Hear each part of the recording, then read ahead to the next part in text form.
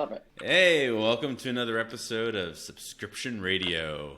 I'm your host, DJ Fish, and today's special guest is Peanut Butter and Jelly from Progress Labs. How's it What's going, up? P? It's good, man. What's your It's good. DJ name? Oh man. So my old AIM name was Platinum Pat, so I would say it's DJ Oh, Platinum Pat. pretty good. All right, I dig that. You thought it was gonna be crappy. I actually was. It's That's fair. um, all right. One It's of these either days, that I'm gonna or catch someone. you're right. Well, so hold on. The other my gamer tag is Jackie Daytona. Um, Right, which explains your which Twitter. yes, and if you watch What We Do in the Shadows, that's where that comes from. But I would say Oh, I there's love act that show yeah. Do you and movie. remember when Laszlo? Yeah, yeah, He's yeah. Jackie Daytona.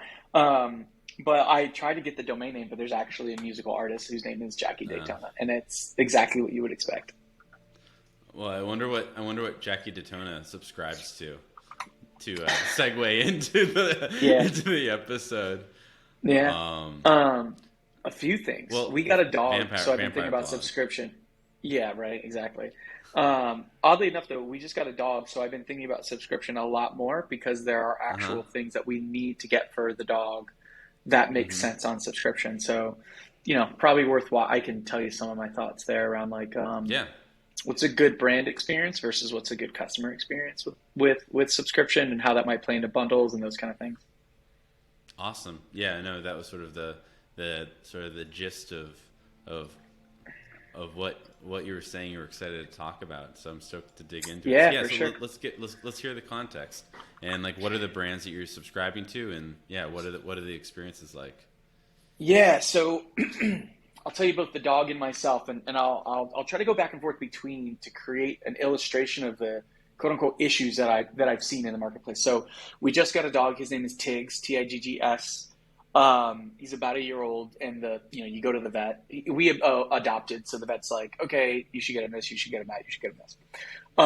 We get like the paw wipes because we're in New York, and we probably run through like a pack of those a month. He's got hmm greenies, which is like the dental treat, and there's 30 in a pack. So again, hmm roughly a month. Dog food, we get the bigger bag, so that's fine. And then like training treats. And then myself, I subscribe to Element, which is like a hydration packet. I subscribe to Huron for bar soap. My wife and I subscribe to like more of like a bulk every 3 or 4 months of toothpaste. hmm So those are a few things that we subscribe to. When we got the dog and I looked at the greenies, I went to Greenies website because I was like, I understand that all these brands that sell on Amazon, it's fine, but Amazon takes a chunk. So if I can buy it directly from the brand's website, they usually get a little bit more money out of it. So I went there. Greenies website doesn't do anything. And they're just like, go elsewhere. So, okay, cool. Went to Amazon. So I go to Amazon, and Amazon has a few ways you can buy it. You can buy like 12 in a pack, you can buy 15 in a pack, or you can buy a 30 pack. I was like, okay, cool. 30 pack sounds good. And then I went in my head and I said, I have to give this to him once every day, forever, roughly. So that's 30 or 31 days, depending on the month. And I need to subscribe to this. So I looked at the subscription options, and it was like once every week, once every 2 weeks, 3 weeks, 4 weeks, 5 weeks. But I said, well, if I do once every month, well, if a month is 31 days, that means I'm going to be out of it for at least 3 to 4 days, hmm possibly more if it doesn't get to me. If the fulfillment, like the last mile, something happens. So I said, all right, I'd actually, in this case, it's okay if I have a small amount of surplus, right? So what Yeah. we ended up doing was once every 3 weeks. So technically speaking, every month we'll have an additional 7, give or take, greenies. And I was like, that's fine because that it's going to take 4 months to build up an extra month worth. I'll skip a month. That works out fine. Now, for what it's worth, I don't think an average customer is going to think about that. But because of Yeah. the space that we're in, I was like, oh, okay, this is interesting. Amazon is the only place I've seen that allows me to have that many frequency options compared to another hmm site. So then I went and I looked at Huron's site again because I was like, I buy this, and I go into their website, and they have a different website now, so this probably isn't as accurate. And when the bar soap came out, I was like, I'm going to buy it. And the subscription frequency selector was preset to 2 months. And I ran through my head and I was like, well, how long does it take me to run through a bar of soap? And I don't know, right? It's something I've never thought Right. about. The Greenies thing was one-to-one math. This is not quite one-to-month. So I said, okay, cool. Let's do that. So I did it. It didn't work. Not that it didn't work, but like I ran through it in about a month. And then I like quickly just bought one at the store and waited for my next Huron thing. But this was around the time that I got the dog. So I said, okay, let's look at the pacing of this. And not to it was to my surprise, but not to my surprise. You know, and this is for what it's worth. I don't know if I think Huron is on Skio now at the time of this recording, and I only know it because I went to go log in and it wasn't recharged anymore. Something else. Mm-hmm. I could be wrong, but my assumption is when they started selling bar soaps subscription, it may have been on recharge, but that part doesn't matter as much. But so I got my re-up email.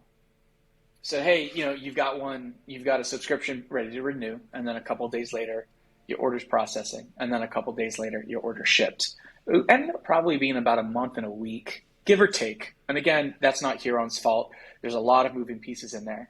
And I'm thinking like, bar soap is not something I want. I'm either going to buy it in bulk, or I'm Mm-hmm. going to buy it in a cadence that's similar to the greenies, that I have a small amount of overlap. I don't need 2 bars of soap. And in Right. Huron's case, and this isn't like, I love the brand. I will continue to buy it. But I think at the time, a bar of soap was $6. I think shipping was $5. Yeah. So shipping is roughly 100% of the, and again, not their, like, they can figure that out. They can change it. And it's all good. It's the best bar of soap I've ever bought. Their deodorant's the best deodorant I've ever bought. So I'm fine with all these things. But so it goes, 200% price increase. And I don't need 2. So I was thinking like, maybe I'll just buy like 6 now and just do it once every 6 months Right. or something. And it's not their fault. It's this idea that the subscription service, technically speaking, it just slots in a new order after 30 days. And then the fulfillment process starts. Right. But to me, what makes sense with something like that is, and this is like this grand idea that I've been thinking about, and feel free to cut this if you want to steal it for yourself. I kid, but it's this idea of customer profiles for subscription products. And Mm-hmm.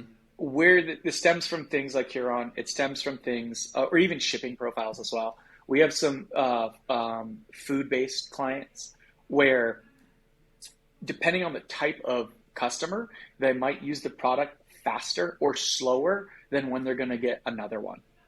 Yep. And then that means that they're either going to have too much or too little around the time a renewal happens, or they're going to be in this spot where, like I have to go to the CVS up the block to go get like a bridge bar of soap, right, to get me Yep. between. And then the downside for some of these brands is if I have to do that, it makes the subscription not completely pointless, but it makes me rethink it. Like, Yep. and part of that rethinking is, oh, okay, like I guess I got to fix this. But I don't know, but I would imagine with some subscriptions, it's set it and forget it usually until you absolutely don't need it. And then my thought was like, oh, do I remember my Huron password? Like, Mm-hmm. oh, okay, I got to do this, I got to do that. And then I just like, and it's not, the brand itself is not negative, but now it just, instead of feeling like a surprise that shows up every month, it felt like a chore for a second. Right. And again, I'm being probably overly dramatic because we're in this space, but that's how I was thinking through this. So part of this like profiles like concept, right? I don't like, you're in a better position than I am to work on this, but just as someone who sees brands struggle with providing subscriptions at a rate that is entirely and always useful for the customer, is I think you have a shipping profile where it's like, hey, your average fulfillment timeline takes 3 days. This is a Yep. 30-day, this product renews every 30 days. So why don't we process on the 27th or 28th day? Right. Yep. That way, on the 31st or 32nd day, it's at their house. Rather Yep. than, goes through 30, processes, then whatever your shipping lead time is. And then the other side of it, the customer side of it, is how often do you shower? Are you like, Right. Yep. or like not even how often? Maybe it's, are you How big's like your a surface casual? area? How big's your surface area? Maybe you're somebody that has like a job that's a labor-based job. that you Yeah. get dirtier, right? Like imagine if you're like a farmhand, like you're getting in.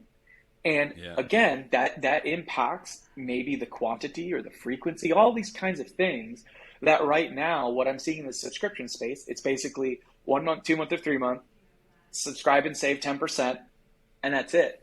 And it's like, this goes like to the brand side, like the thing that gets me, and as I look at some of these things, my hunch is I might be better off buying deodorant or bar soap in bulk and not Bulk. subscribe, Yeah. because then I don't have to deal with those questions.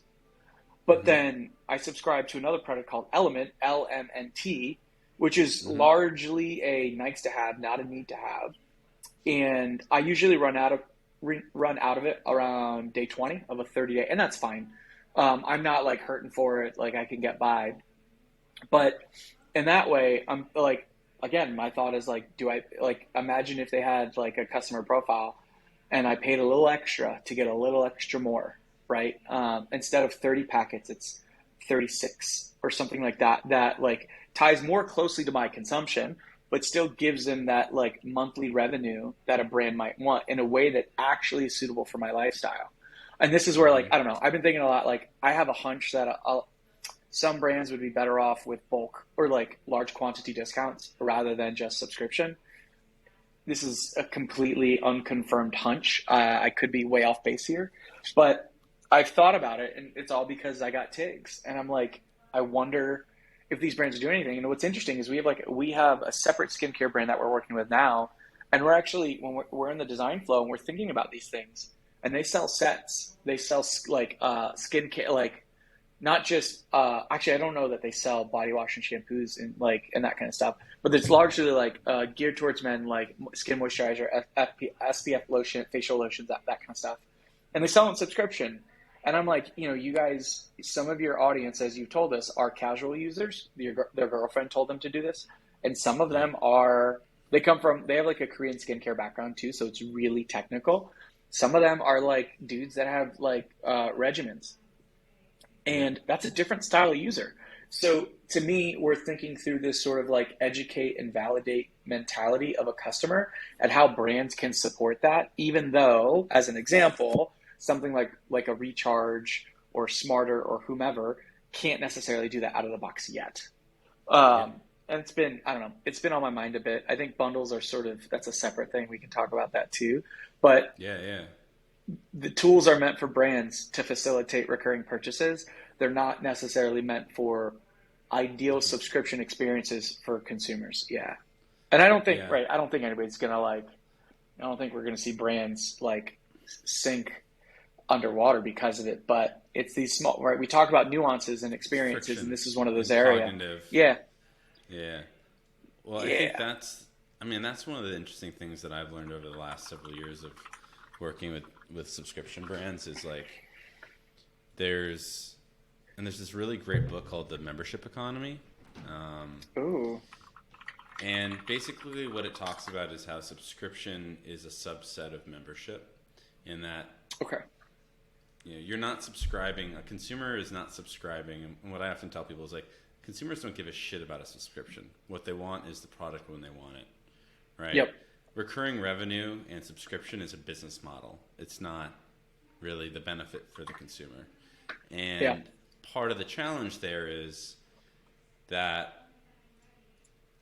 if the job to be done, so to speak, for a consumer is I want the product when I need it. On the flip side, you have the brand who's trying to have recurring revenue, partially due to valuation, partially due to, obviously the math of compounded recurring revenue. Yeah. But part of the challenge is like if someone continuously keeps skipping their shipments, it's not recurring revenue, right? No. That's Yeah. not a real. You can say that Yeah. you have like however many like an MRR, but Subscribers. if people Yeah. consider but it's like if they keep skipping for 6 months, like that's not recurring revenue. And so what that tells me is like the system's, it's broken. Yeah. And to Yeah. your It's point, recurring like management. That's all it is. and it's a pain in the ass as a consumer. And Yep. I see this as someone who's subscribed. Like most of my things are subscriptions, Yeah. including my meals, right? And so What's interesting though is thinking about how do you design an experience that is good for the consumer and is good for the brand. Now, my understanding in this goes into like what are the limits and like the challenges around that solution is a brand a brand doesn't necessarily care about a lifetime customer in the sense of Hmm. they'll buy one more time over the next they'll stay as a customer for like the next 5 years, but all they're going to do is buy once a quarter. I think at a certain level that's great to have a lifelong customer, but when D2C brands are thinking about you know payback period on CAC, they're thinking 90 days. And the Hmm. challenge there is oftentimes the pressures around how do you maximize LTV in like the first 90 days because that's your payback period to reinvest into growth to demonstrate um, to your investors so that you can stay in business and whatnot. And Yeah. so there's also a disconnect there where I think it requires being a bit more creative around um, so like it's not just about creating the most consumer centric or flexible subscription experience for the consumer because then the business doesn't necessarily have what they need, which is predictable revenue, right? Yeah. But on the Yeah. flip side, we've gone too far over on the other side where it's the brands are like I have this funny. I mean, I created a meme of Matilda from Matilda, where the kid is like having cake pushed into his Yep. face, and like the woman's Yep. just standing over there, and I'm like, that's what brands are doing is they're force feeding. It's like, yeah, the cake Yep. tastes great when you get it when you need it. But what ends up happening is it's like you're pushing it down their throat, and so I think a lot of it's a design question, like what you were saying around how often do you take a shower or how often do you wash your body.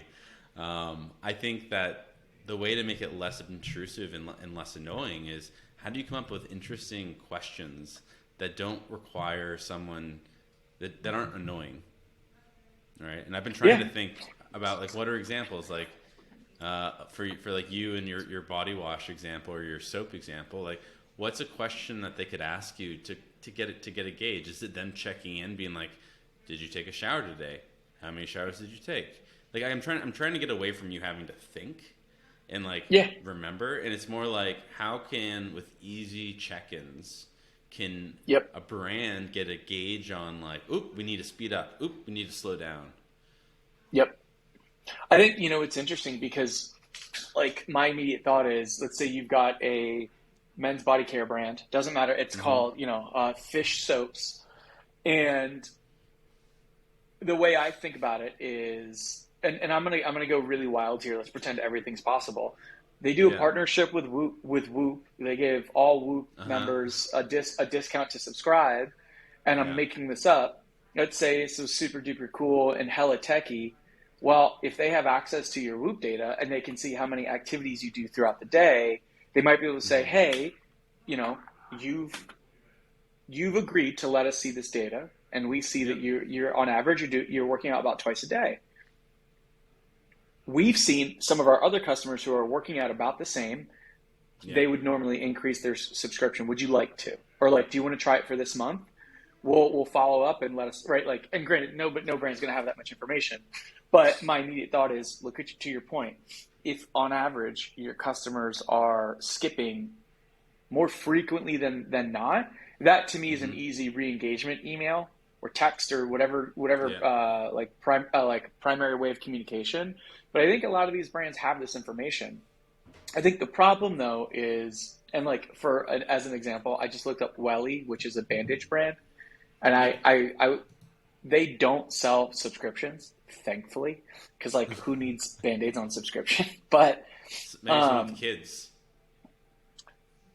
even then, though, you could just buy wholesale and you'll probably be fine for a while, right? You don't Yeah. need $20 worth of band-aids sent to you every month. If your kids are, I don't know, maybe.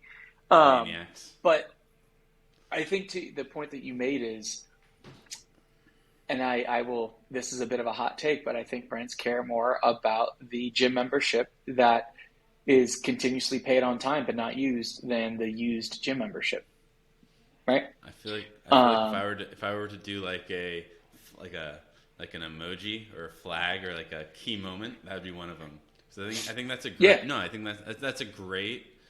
That captures, I think, a lot of what brands say, or not say, but that captures it. Yeah, for Yeah. sure. And there's nothing, I get it. Like, I'll be the first to tell you, I think it's bad for business, but I understand why it's good for business, right? You get Yeah, recurring revenue. Unfortunately, sometimes people don't use the product.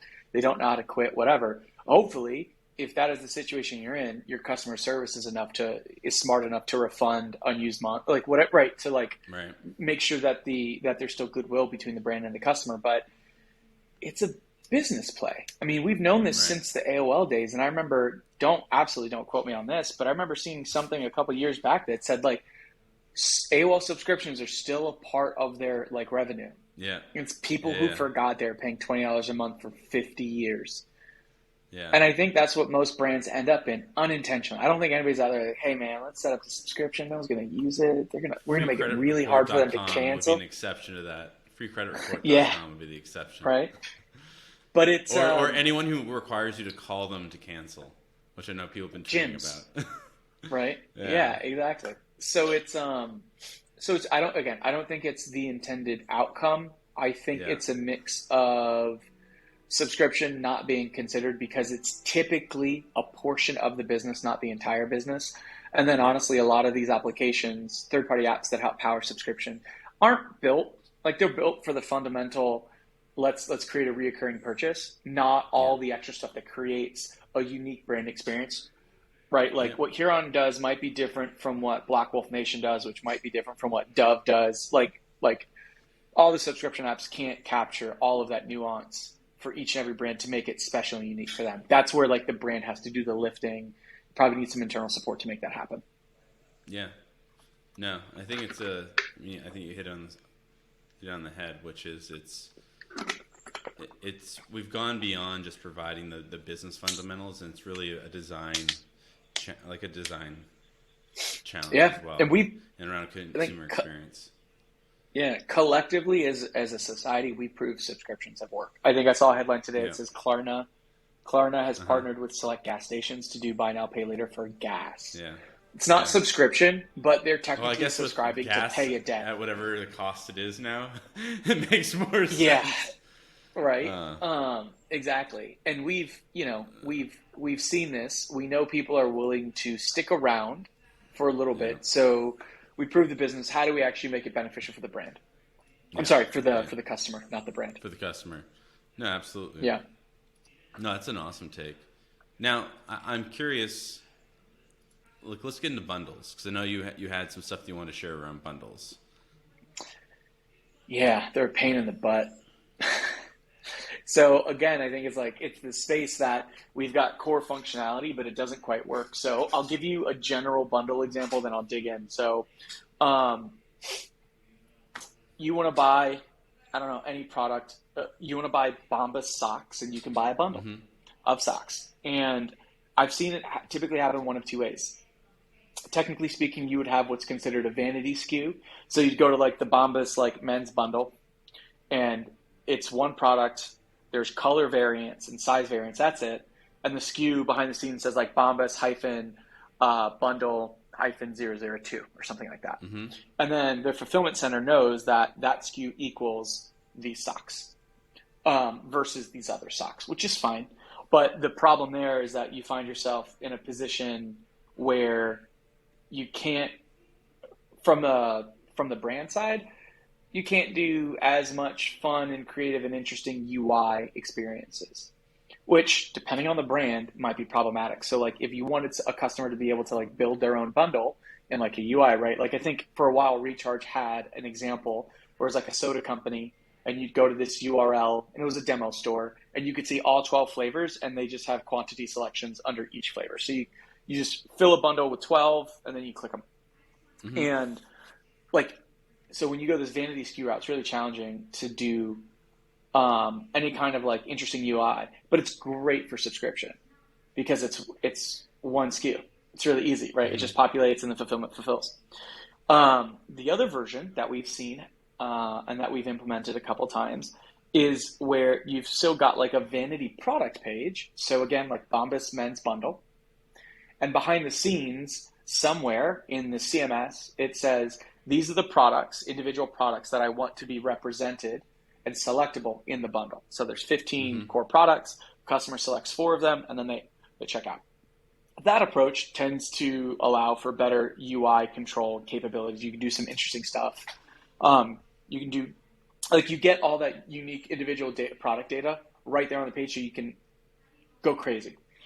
The downside with that approach, though, is when you do it that way, you typically are adding that, like, each 4 socks is individual line items into the cart, and then you're applying some kind of discount to those individual items, which again is an engineering task.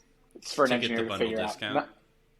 Yep, exactly. Yeah. So you'd have like 4 items, the bundle's 20% off. So then those 4 items have a 20% off discount applied to them. And it makes fulfillment really easy, right? Because now they're just seeing an order slip with 4 individual items, and they just pick and pack, call it a day. The downside, though, at fulfillment is, let's say your bundles are supposed to come in different packaging. It's not that easy to see now, right? The flip side is for subscription.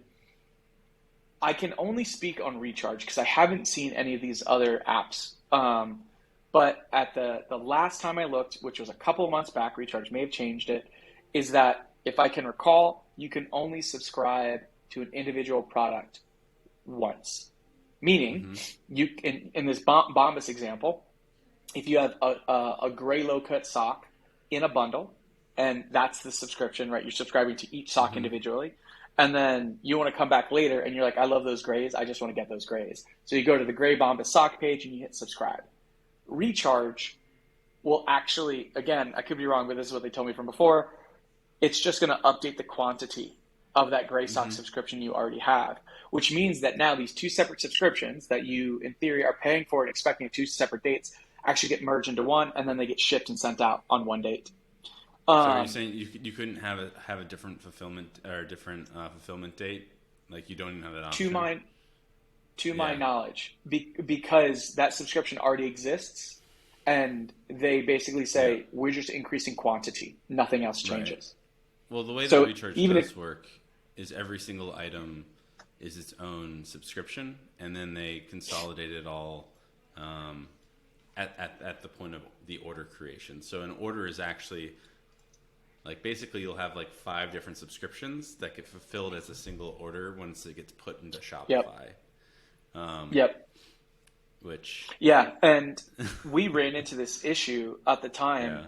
One of our alcohol brands, their subscriptions are fine, but if they continue to release new types of product, the product management in Shopify is going to get really hairy and really hard to manage. So we were thinking, let's just make each product an individual subscription. So when you subscribe to 2 products, like a 2-product set, what's actually happening behind the scenes is that you have 2 individual subscriptions. They just look like it's a set. And that's when they were like, that'll work, but if someone wants to subscribe to one of those items in the set separately, so have like a 2-product set and then a 1-product set, and there's an overlap, they're all going to get shipped at the same frequency. Or at least the matched subscriptions will get. And I was like, okay, we can't do that then, which proved to be challenging. But where this all comes back is, again, so we have a skincare client, and they sell sets, and like one of their set is like an anti-aging set. But some people use some of those products in that set, which is sold as a subscription, are used faster than other products. Or a customer might realize that they don't need all 4 products in the set. And rather than just having this one product in the set just take up space on their shelf and accumulate in space, they want to swap it out with another one. So like, I really, really love the sunscreen. I use that all the time, but I don't need, the wrinkle cream. I don't know anything about skincare. So I want to replace the wrinkle cream with another sunscreen because I use that a lot. There's no really good way to do it right now. We've thought about like product swapping. So in theory, you'd have, if you have a 4-product set, you would have permutations of all combinations of that 4-product set that are hidden products in your admin. And then someone can just pick off of that. But like, that's product management in the back end that brands probably don't want to do. I've yet to see a way, and I am definitely not the end all be all. Most of my experience is with Recharge, but we've Yeah. yet to find a really good way that balances both their capabilities, the management, and the technical lift to make it work really well. But it's challenging, and like we have the food brand that we have, they sell kits basically, Yeah. and it's their kits are cool, but like some of the stuff in their kit is like salt and pepper, and then other stuff is like specialty spices.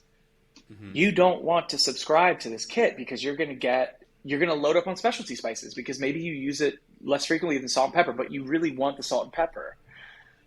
So there's not a clear way. I mean, as I'm thinking about this, maybe it's one of those things where, to your point, it's like brand engagement. How's the kit treating you? Are you using Yeah. more products than others? Okay, like thanks for the feedback, and maybe there's a way they can make it. I don't know, but it's interesting when people sell bundles as subscriptions, and you can't really, it's the usage rates between products vary. Yeah. No, I will say so. One of the things that we've designed into ours is line items being able to have individual cadences for that very Oh, that's reason. very cool. But how does Um, that? So does that then mean? So let's say I buy, 3 pairs of socks in a subscription. Each are line mhm. items. They come at different cadences, but I'm still charged. Like, what date am I charged on? That means my charge date is different than my delivery date, right? So I think there's two different use cases there. One of which is, let's say you want to have a subscription where, I mean, and the way that this would get tricky. So like the simplest use case is, let's say you have a subscription to something that comes every month, and you want one of those Yep. items to come every 2 months. That's Yep. straightforward. Where effectively the item um, is shipped. It's effectively only included in the shipment every other month. Yep. Now, if you want ship fulfillment to be like 7 days later or 10 days later, where that gets complicated is because then you start incorporating shipping costs for individual line Mm, items. And so in that yep. particular situation, so the when that cadence really makes sense, or when that ability to have line items with independent replenishment periods is when it's really a like operand where it's like, okay, I want this every other month or in some subscriptions are every 2 weeks, so it's not nearly as black Yeah. and white where it's like, all right, I will on the fourth week I want it to include this. Um, Yep. the other option would be to have two separate subscriptions. Challenge Yep. there, obviously, again, is you start dealing with shipping. But Yep. that's a cost regardless to the brand. And a brand can choose, theoretically, if they Yep. want to if they want to eat the shipping cost to enable someone to have the flexibility of Yep. fulfillment on different days. And that's actually not a use case that we've come up against yet. I would want to talk to some brands to understand like, Hmm. how big of a actual problem is that specific use case? Because I know for me, like with beauty brands, that's when well, I only want this in there like every other shipment, as opposed to every shipment. Um, Yeah. It's definitely a specialty thing. Like we work with this food. We call it more of like a kitchen brand because they sell both kitchen hardware and like pantry, like dry goods. yep. And there's a few brands out there that do similar things, but like in theory, you might start buying your meals or the supplies necessary to create a meal from them. Hmm. And there's just a chance that like, this is random, but I think about like HelloFresh and Blue Apron. They give you a Uh-huh. small amount, but what happens if you don't want to use the cilantro? Okay, it ends up in your fridge and Yeah. that's fine. But if you get it every week, your cilantro adds up. So you might Yeah. say, I'm making this up. Like, oh, I already got cilantro. It's fine, right? And in that way, it's more of exclusion for that kind of a brand. But with some of these other brands, like let's say you get salt, pepper, and then you get saffron. Hmm. You're probably not going to need the salt and pepper as much as you need the saffron because saffron is going to come to you in like a smaller, very, very specific amount because it's a high priced item. Um, but you might say, give me the salt and pepper every 3 months, and then I want the saffron every month. You I'm know what I just would making do, this up, right? actually? But You know yeah. what I would do? I would pause individual line items, and then with your order upcoming notification, have the ability to see which line items are paused and have the option to basically include them in the shipment. Right? That would be one way to deal with that type of situation. It's not perfect in that it's not saying, oh, I want it 7 days later. But what it does enable you to do is by default, like if you're out of saffron, or if you still have saffron, well, by default, it's not going to be included in the shipment. But you do have the reminder and the ability to enable it if you want, along with additional upsells. Yeah, that's where I think it gets interesting, and it's not upsells. I fucking hate upsells. Like, I had two thoughts in my head today. One is that an upsell is like going to a Dwayne Reed in New York City. You have to Mhm. walk through the maze to get to the counter, To and the get to where maze you is want it, only yeah, generated, yeah, to yeah, get you to buy like a dollar. It's like half a Twix wrapped in like a small amount of plastic, and they're like for 67 cents, and you get like half of a pre-charged battery for your phone for $4, and it just feels most like, and again, this isn't necessarily the brand's problem, it's more of the software's problem. Most things don't give you intuitive upsells. yeah. It's not like you've been a customer for 2 years, you've purchased from us continuously. We just released a new product. It's you buy the SPF. This is actually an SPF like holder for your car. You might like Hmm. it. Yeah, Instead, it's just like we got tote bags. yeah, Um, and it's again, there's nothing wrong with that, all that kind of stuff with brands, but the software isn't there to actually make it make sense for the customer. The other thing is that like these upsells remind me of like the little mall kiosks. I don't know, like the I grew up in Central Florida, and the mall they had the little tchotchke kiosks in the middle, and they're like trying to get you. They're like, check out this ShamWow, whoop ah, or like look at this iron. It can get wrinkles out really rest really in fast, peace, Chamois man. right? Man, rest in peace. Yeah, Yes. But it makes me think of like desperate is probably too aggressive of a word, yeah, but the like for brands, a lot of brands say, oh, we do a ton of research. It's the highest quality products. It's the best whatever. We listen to our customers, and then they just fucking hit you with upsells. Upsell in the mini cart, upsell in the checkout, upsell right. in your subscription, upsell in your email, and it's like I'm gonna buy your $15 upsell product, but I'm gonna return all the other $100 products I just bought from you because you clearly want me to buy the lower value thing. And it's purely an AOV play, which is Right. fine. But I'm also like, stop. I'm ranting. I'm sorry. But it's very clear that some brand did it well. I'm totally making this up. But Casper was like, we sell a mattress. You have a mattress in your cart. So why don't we upsell you the sheets that fit? Yeah. And we'll give you 20% discount. That upsell makes perfect sense. And then another brand in the nail polish space was like, oh, Casper's best in class e-commerce. We need to do upsells. That's usually what happens.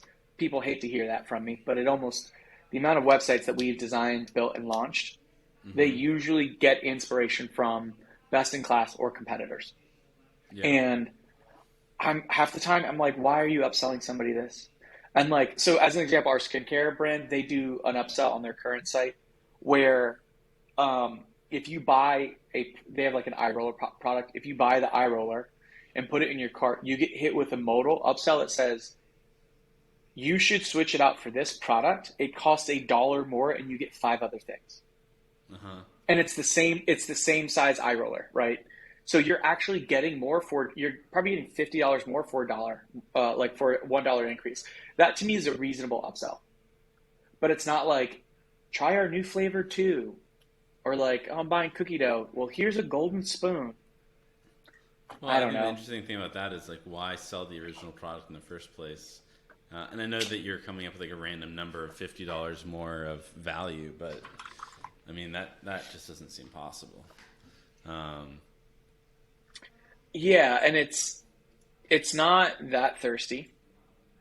but it doesn't, for a lot of brands that say that they care about their customer, it's really hard for me to see that when they're about as bad as like all the pop-up jokes that people used to make in the early 2000s.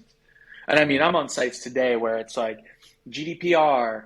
One site they had an age gate, but before you could get to that, you would get hit with like a 5 second like here's a 10% off modal. So I got to close out that. I got to close out GDPR, and then I could tell you that I'm of age to view this product. And then you get in, and God forbid you move your mouse off the screen, they hit you with an exit intent modal, and it's just I I know a lot of these brands are hurting in some ways, largely due to a lot of the sort of lockdown and constraints with Apple's like iOS updates and privacy, or what Facebook is doing with attribution or whatever.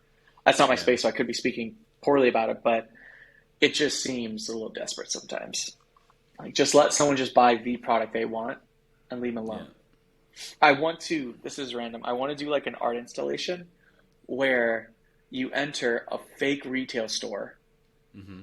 and the staff treat you the way the best in class e-commerce treats users, with like pop-ups and Uh-huh. upsells. And I want to see how many people would actually buy from that store. And my hunch is very few. That would be a good, just like indie. I don't want to say indie film, but like a short video for like a film Yeah, festival. yeah. That'd actually be really It makes me funny. think, right? It makes me think of like those old school tobacco commercials, right? Where it was always Uh-huh. they would do like a public den. It's like that. That's what it feels like a mild e-commerce PSA. But I don't like. I don't know. I'm a tough like being on the agency side. We see a lot, but we also don't see a lot. So a Yeah. lot of this is purely opinion. Maybe it's working for these brands. It just seems loud. Yeah. No, I think it depends on the brand, I'd imagine, and it depends on all the other elements of their business. I think most of these brands, depending on how sophisticated they are, they wouldn't be doing it if it wasn't working. Um, Obviously, there's some brands who just do things because they see others doing it. They're not actually testing. They're not experimenting. I think Hmm. this goes back to sort of the the beginning of our conversation around the incentives and desires of consumers versus the businesses, and the inherent tension between what does a consumer want and what enables a business to build like a good sustainable business without, Hmm. and what's that middle ground, um, and yeah, It's not easy. I think most brands are it realizing depends. middle ground is them actually not making as much money as they'd like. Right. But Right, and I there's don't plenty know. of Like, companies who basically have said, we are willing to make less money in order to, you know, result in less waste. I yeah. just wish potato chip brands did that, because like half their bag is air. It's But don't they really do? Isn't half it's, the bag being air meant so the chips don't get crushed? no, Isn't I wasn't think it's that so the that whole? it looks bigger. Oh yeah. Okay. Never mind then. Yeah. I mean, I I think mean, that's my about. assumption. I don't know why the bag needs to be Yeah. twice as tall to keep the bag of chips from being. Yeah. And if the intention Um. is not to break the chips, a lot of times the chips are already broken. Yeah. Just do a Pringle and then you're good. So just put a helmet Uh. on it. Put a helmet on the bag of chips, and that Right. might do a better job. It's funny because I think like I recently bought a Patagonia product, like a jacket. Hmm. And I was never against Patagonia, but I was against the price. I was like, fuck, $250 for a jacket. But then I went to the store and I tried it on because I was just happened to be in the area. And I asked the guy, I was like, what's the deal? And he's like, return it literally in 30 years and we'll either replace it or get you something else. And I was Uh-huh. like, oh, I'm paying $250 for a return policy at that point. Hmm. And in theory, the product's good enough that I'll never have to return it. And I was like, okay, that makes sense. Or I think about the brand McDavid, which is like a athletic equipment brand. So they do like ankle braces and like sporting like paraphernalia for athletes. And their whole shtick is they guarantee it for 1,000 wears. Hmm. And I bought some ankle braces. I play basketball there, and I did the math because I was interested. I play basketball every Sunday. I play basketball 3 days a week, a year. Um, it would take me a while to hit 1,000. So I could in theory, replace it if the product starts to break down before that warranty period. And when I thought about that, I was like, oh, okay, I'll pay $40 an ankle brace, $80 total, knowing that I can replace this in 4 years. I wouldn't, I try not to be the person that takes advantage of that, but let's say a strap broke legitimately, Yeah. knowing that I can be like, hey guys, this sort of broke. And like, all right, here you go. Or Bombas does this, right? Their return policy, not return policy, but like if you lose, I think it's if you lose it or it gets damaged, or like if your dog eats it, send you a new sock. It's Yeah. amazing. Yeah. And they're expensive. They're not cheap socks. But that's where it's like they're indexing the price is a little bit higher, but they're indexing on customer experience. That is just like Apple does it too. Apple's 14-day return policy, the amount of computers I've had to buy while they repaired my computer, and the reps are like 14-day policy, we don't care. Literally, no questions asked, return it. Yeah, I've had the same Okay. experience. Now I have a backup computer as I look at two laptops on my desk.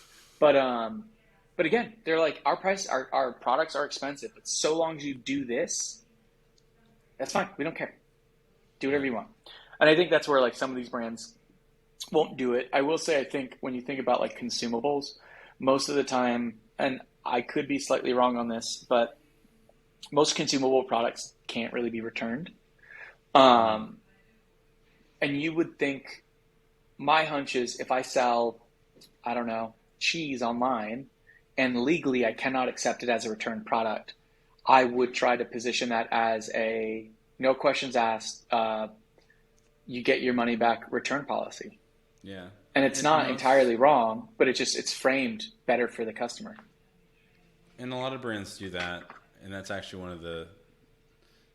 it's like one of those crazy stats around most brands will let you keep the product because it's more expensive to deal with the return shipping than to worry about. And that's actually one of the problems with subscriptions is it leads to a lot of waste. It leads to products that need to be returned because the person's like, shit, I didn't want more, and I want to return it. And then ultimately what ends up happening is the product's just not used. So there's a bunch of interesting challenges within even this idea of a subscription or membership. I think, all right, we've gone our course in talking about, we've gone the whole gamut of, what's the meeting in the middle between the consumer and the brand or the business of the brand, and then talking about bundles, which again is related to consumer experience and more the tech side. Mm-hmm. I would say any parting words, and is there anything like, is there like a big ask that we can ask you that would be like change your life? Like, is there anything that if you were to put it out there and the internet gods or the Spotify gods were to overhear and know that they could help Spotify you, gods. what would it be? If the Spotify gods could help me, I would say please let Mute Math get back together as a band. As you can see, the Mute Math poster right above me. No, but separately, what I think is interesting about a lot of these third-party apps that support merchants doing interesting things is, I think it's twofold. One, build an API first. Mm-hmm. And what that means to me, and we've talked about this separately, is you'll get some apps, not all, but some apps are like, oh, we can only operate with Shopify's liquid templating or those kind of things. Makes it really limiting. It also means that if third-party engineers like myself, right, we don't work at these apps, wanted to experiment or do something interesting, it becomes more challenging to do so. So if if SaaS companies built with that in mind and said, okay, we'll make it extendable by default to a degree. You don't have to accommodate the entire world. I think that would end up with a better like product suite. And then I think the other thing is services are in an interesting space where, let's say you're an app and you're installed on Shopify and you're on 100 stores and you have a lot of communication with your brands or with the engineers that the brands work with. You literally have a fire hose of information to help build out that roadmap. Mm-hmm. And I think it's, and we've talked about this, but it's this idea that like, put up one of those like roadmap voting pages I see a few things have where like your customers can put it on there and then you get the upvotes. And Yep. then that could help you figure out what the next thing to build is. And if you couple that with a really extensible API, my mind goes to WordPress, which WordPress is right, been around 25, 30 years at this point, some craziness or something like that. Completely open source software. A lot of people don't like it because they think it's clunky, but it's probably the most extendable CMS I've ever worked with in the past 10 years. And it's because they blend these two things. API first, at least now it is, and the API being like sloppy PHP, but whatever. But then it's open source, so engineers can ask questions, engineers can pose Mm-hmm. issues, other engineers can give you solutions. I know it's hard to do as a business because you don't want everyone to see the special sauce, but there's some mix in there. I think that if the technical gods were listening to me, it's allow the individuals who are serving a better opportunity to give you feedback because it Yeah. might immediately make the product better. No, that's really interesting, and I love that ask. Yeah, let's see who will do it. I don't know who will. Somebody might. I just raised my hand. Yeah, yeah, yeah. Uh, uh, all right, man. Well, so where can people find you online if they want to send you oh love, man, send you constructive feedback? yeah. I'm most active on Twitter. I typically shit post, and it's not because I dislike people. I just don't think Twitter is that serious for me. But it's Patrick B. Johnson, so it's Patrick B as in boy Johnson, and then our website progresslabs.co. Yep. I guess you could email us from there or something. But yeah, Best in the tell me I'm an game. idiot. Although Something I like hear you're that. unavailable for work for like the next 2 months. I've had brands So asking me for intros to you, and I've just and they and I meant well actually no they asked me for they asked me for recommendations of agencies. I refer them to you. I It's like, oh yeah, we've already asked. He's unavailable for the next like 2.5 months. yes. So the way I would frame that for this call is it's not that Yeah, we're unavailable. We're just not kicking off any new projects until May. It's just got it. we have a backlog, which Yeah, we didn't think we'd ever get here, but we are. So which is you awesome. can work with us. It just won't start until May. Yeah, cool, man. Well, thank you for coming on another episode. This was awesome, and I hope that Always. what we talked about was certainly interesting to me. And I love talking about just, especially from the design and engineering and agency perspective, because you're the one you have. I mean, you have no vested interest in any particular solution. You're much more thinking about it from a what is it that will enable you to do the things you need to solve the problems for your customers. hmm And the So I ones think, that do that the best make me look good. So, yep, yep. so we really index on them heavily. Awesome, man. All right. Until next time, subscription Yeah, radio for sure. out. See you later.